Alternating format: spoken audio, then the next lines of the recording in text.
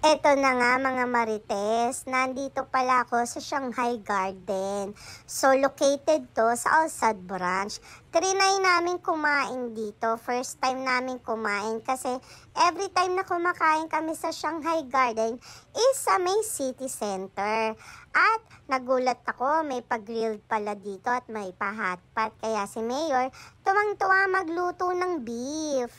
Sa dami ng putahe, hindi ko alam kung paano ko umpisahan to na kainin. Pero alam mo, ang pinaka-the best na kainin talaga dito is yung beef nila kasi sobrang linamnam.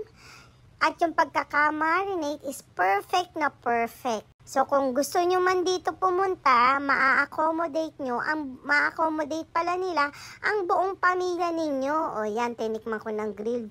Swak na swak, juicy at talagang nanunuot ang lasa sa inyong mga dila. Ayan, paulit-ulit ko tong kinain. Bahala na kung ako'y tataba ulit.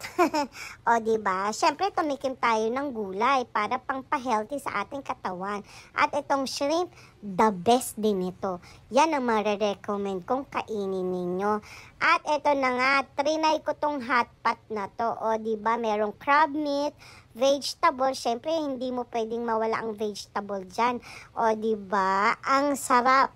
Sa mga gustong magpunta dito, nasa Alsad Branch ang location. Kahit gaano pa kayo kadami, maa-accommodate nila at sobrang swak na swak sa budget at mag-e-enjoy ang inyong barkada dito or ang inyong pamilya.